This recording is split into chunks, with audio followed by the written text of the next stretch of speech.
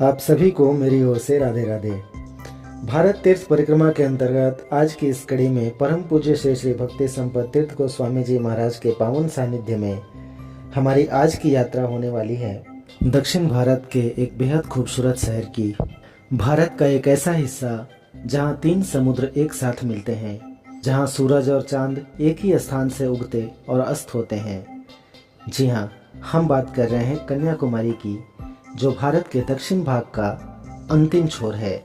कहते हैं यहाँ सूर्योदय और सूर्यास्त का नज़ारा बेहद खूबसूरत होता है। हमारी इच्छा थी कि हम भी इसका आनंद लें, मगर जब तक हम पहुँचे भगवान भास्कर का उदय हो चुका था। उस दृश्य से तो हम वंचित रह गए, किंतु सूर्यास्त का दृश्य आप लोगों को मैं अवश्य दिखाऊंगा। मगर उससे पहले हम चलेंगे विवेकानंद रॉक मेमोरियल। अभी हम जिस स्थान पर खड़े हैं, यहीं से विवेकानंद रॉक मेमोरियल जाने के लिए नौका मिलती है।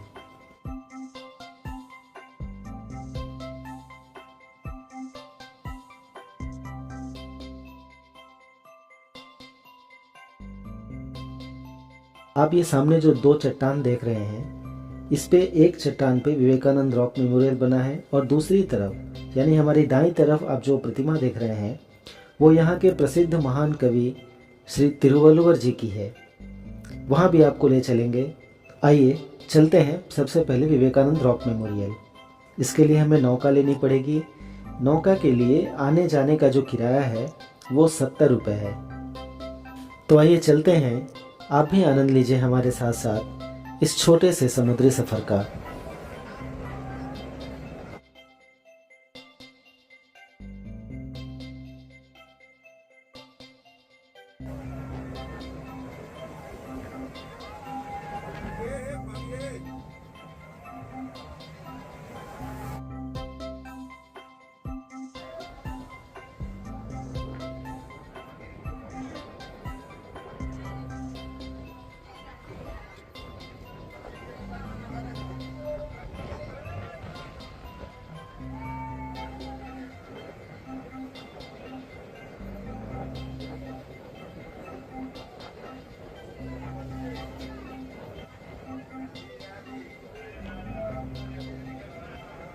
सागर की मचलती लहरों के बीच नौका विहार का आनंद ही कुछ और है।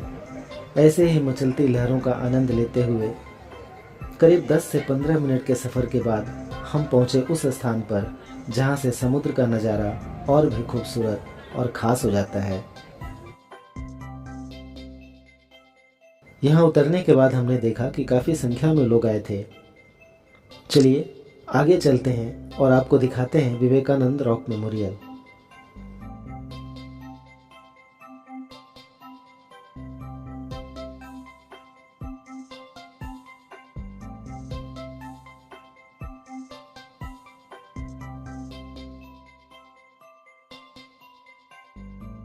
विवेकानंद रॉक मेमोरियल और अन्य दर्शन के लिए यहाँ से आपको टिकट लेना पड़ता है। यह 30 रुपये का टिकट मिलता है। हमने टिकट ले लिया है। चलिए आगे चलते हैं।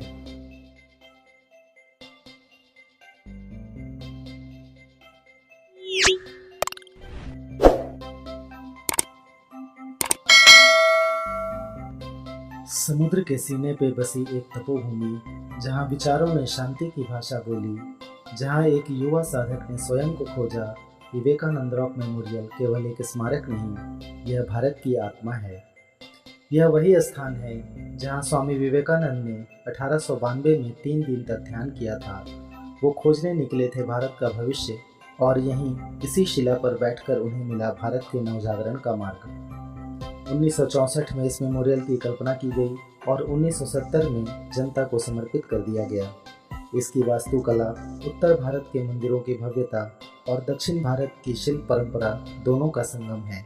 मेमोरियल के भीतर स्थित है ध्यान मंडप, जहां एकाग्रता, शांति और आत्मनिरीक्षण की ऊर्जा महसूस होती है।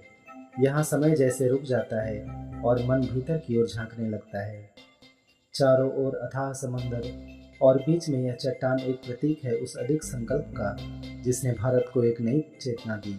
समुद्र की लहरों से घिरे इस दिव्य चट्टान पर खड़ा है एक पवित्र स्थल, श्रीपद मंडपम। ऐसा माना जाता है कि यही वो स्थान है जहां देवी कन्याकुमारी ने कठोर तप किया था भगवान शिव की प्रतीक्षा में।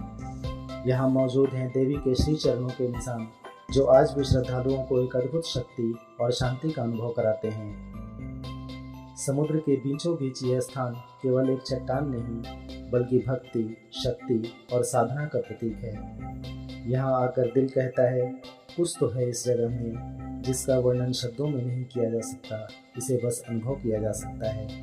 अगर जीवन में कभी दिशा की तलाश हो तो आइए विवेकानंद रॉक मेमोरियल पर, क्योंकि यहाँ शब्द नहीं, विचार बोलते हैं। यह एक स्मरण है उस युवा सन्यासी का जिसने भारत को फिर से जगाया। आप यहाँ पे सुबह 8 बजे से शाम 4 बजे तक के बीच में कभी भी आ सकते हैं।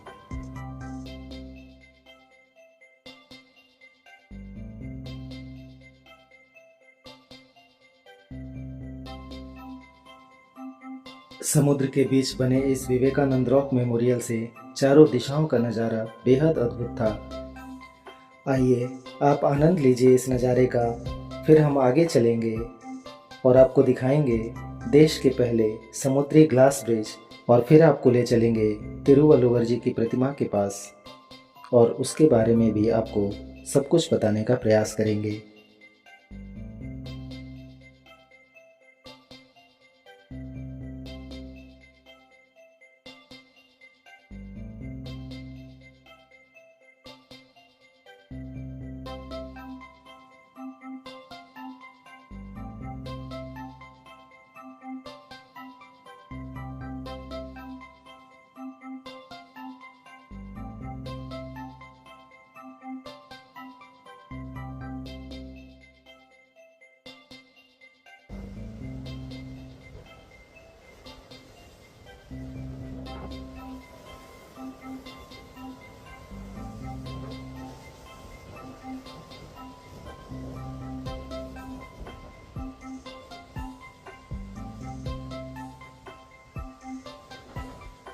जहाँ धरती खत्म होती है और समंदर अपने अनंत रूप में सामने होता है, वहीं खड़ा है विवेकानंद रॉक मेमोरियल, एक ऐसी जगह जहाँ आत्मा को एक अलौकिक शांति की अनुभूति होती है। और अब इस ऐतिहासिक स्थल को एक नई पहचान मिल गई है, देश के पहले समुद्री ग्लास ब्रिज के रूप में। वहाँ जाने के लिए हम काफ़ी एक्साइटेड थे, तो आइए चलते हैं ब्रिज के पास और अनुभव लेते हैं इस अविस्मरणीय यात्रा का।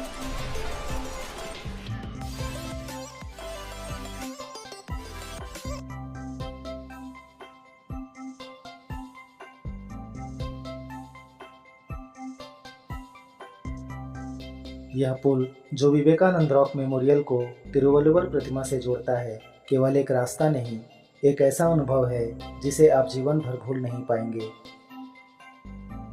समंदर के ऊपर बना ये कांच का पुल 2.5 मीटर चौड़े ट्रांसपेरेंट ग्लास से होकर जब आप चलते हैं तो नीचे बहता पानी और चारों ओर समुद्र की गूंज, ऐसा लगता है मानो आप हवा में तैर रहे हों।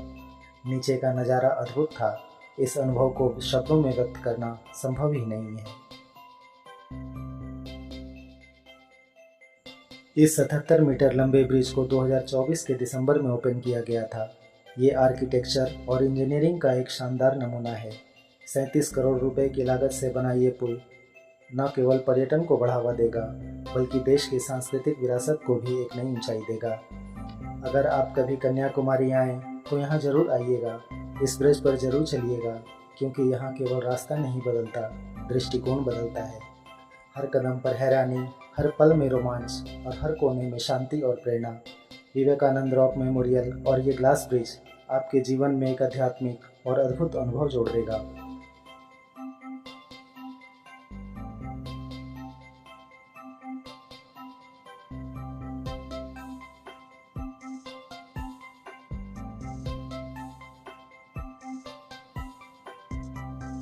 आइए अब चलते हैं यहाँ से ऊपर की ओर उस प्रतिमा के पास।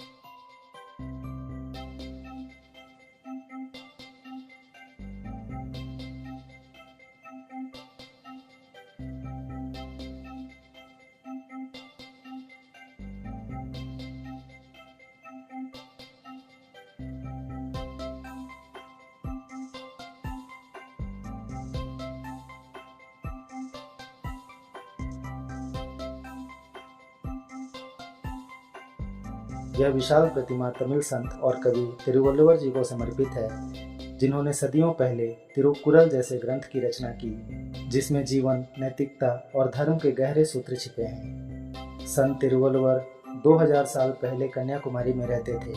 उन्होंने 1330 दोहे लिखे थे, जिन्हें तिरुकुरल के नाम से जाना जाता है। तमिलनाडु के लोगों के मुताबिक इन दोहों में आज के समय की हर समस्या का समाधान है।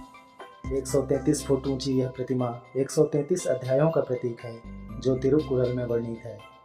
11,000 से ज़्यादा पत्थर और लगभग 500 शिल्पकारों की कड़ी मेहनत इस दिव्य आकृति को गढ़ने में करीब 10 साल लग गए।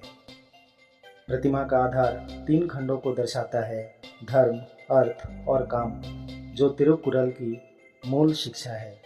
और ऊपर खड़े तिरुवल्लुवर हाथ में ग्रंथ लिए पूरी मानवता को एक संदेश देते हैं: जीवन केवल भोग नहीं, बोध है। ये प्रतिमा सिर्फ तमिलनाडु ही नहीं, बल्कि पूरे भारत की दार्शनिक विरासत का प्रतीक है। जहाँ एक और विवेकानंद रॉक मेमोरियल आत्मचिंतन का स्थल है, वहीं तिरुवल्लुवर प्रतिमा हमें कर्म और कर्तव्य की प्रेरणा देती है। कन्याकुमारी के किनारे खड़ी यह प्रतिमा हमें याद दिलाती है कि विचार अमर होते हैं, और जो अपने विचारों से संसार को बदल दे, वो सदैव पूज्य होता है। यहाँ से ग्लास ब्रिज का नज़ारा और भी खूबसूरत नजर आ रहा था। यह ग्लास ब्रिज धनुष के आकार का बनाया गया है, जो हवा और समुद्री लहरों को झेलने में पूरी तरह से सक्षम है।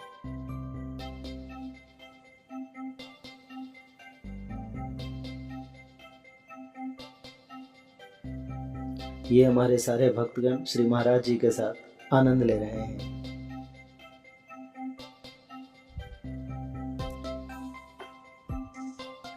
चलिए, शाम हो चुकी है, अब हम वापस हमें जाना होगा, क्योंकि इसके बंद होने का भी टाइम हो गया है।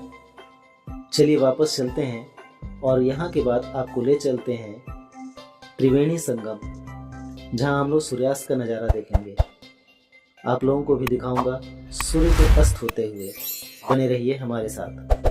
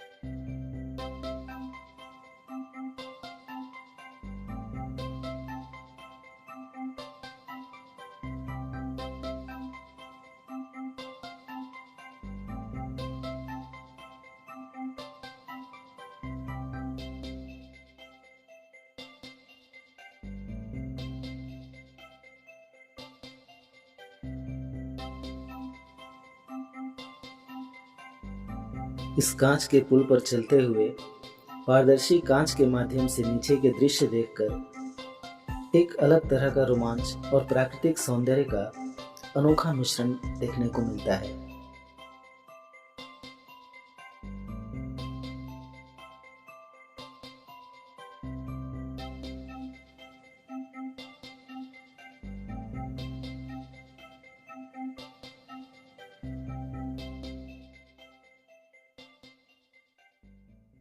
वैसे तो यह ब्रिज बनकर पूरी तरह से तैयार है, मगर कुछ छोटे मोटे काम अभी भी शेष हैं, जिनका कार्य तेजी से हो रहा है।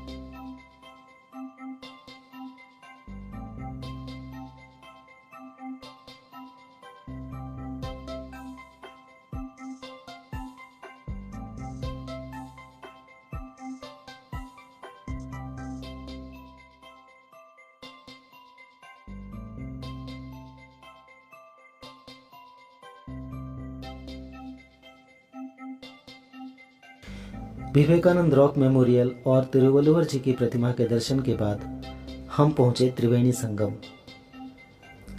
ये वो स्थान है जहां पे 3 सागर एक साथ एक ही जगह पर मिलते हैं। इसे त्रिवेणी संगम भी कहा जाता है। यहाँ पे अरब सागर, बंगाल की खाड़ी और हिंद महासागर आपस में मिलते हैं। यहाँ की प्राकृतिक सुंदरता देखते ही बनती है।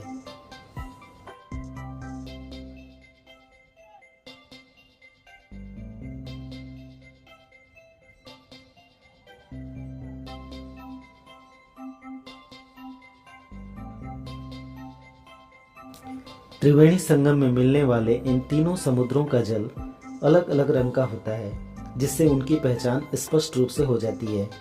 अरब सागर का पानी हरा, बंगाल की खाड़ी का नीला और हिंद महासागर का पानी गहरे रंग का दिखाई देता है। कन्याकुमारी का यह त्रिवेणी संगम प्राकृतिक सौंदर्य, आध्यात्मिकता और संस्कृति धरोहर का संगम स्थल है, जो हर किसी को एक अनोखा अनुभव प्रदान करता है। जब हम यहाँ पहुँचे तो हमने देखा कि काफ़ी संख्या में लोग यहाँ उपस्थित थे। अंदाज से लगभग 4 से 5 हज़ार लोग होंगे यहाँ पे। सभी सूर्य की तरफ निहार रहे थे। सभी इसी इंतजार में थे कि कब सूर्य अस्त होंगे।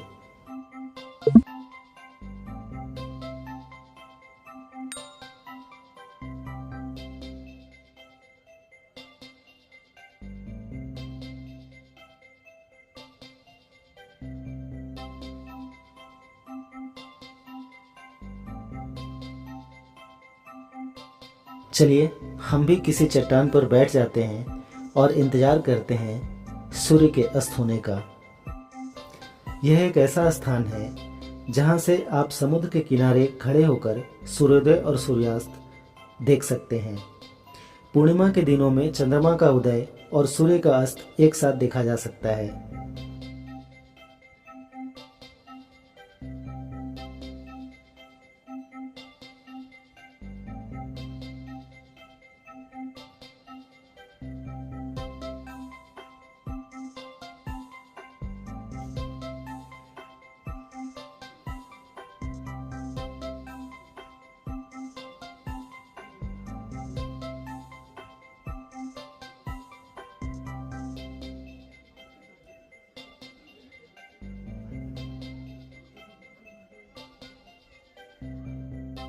अब सूर्यास्त होने ही वाला है। आपको ऐसा महसूस होगा जैसे सूर्य समुद्र के अंदर समा गए हों।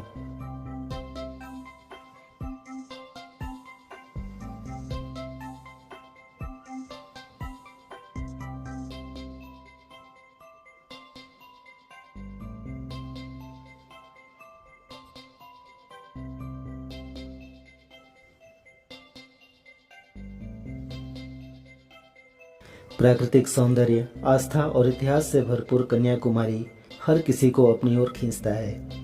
अगर आपको यह जानकारी, ये वीडियो पसंद आया हो तो इसे लाइक और शेयर अवश्य करें, और अगर चैनल पे पहली बार आए हैं तो इसे सब्सक्राइब भी करें, जिससे कि आपको हमारे चैनल पे आने वाली सभी वीडियो का नोटिफिकेशन मिलता रहे। आप आनंद लीजिए यहाँ के नज़ारे का। मिलते हैं ऐसी ही किसी अगली यात्रा में। तब तक के लिए राधे राधे।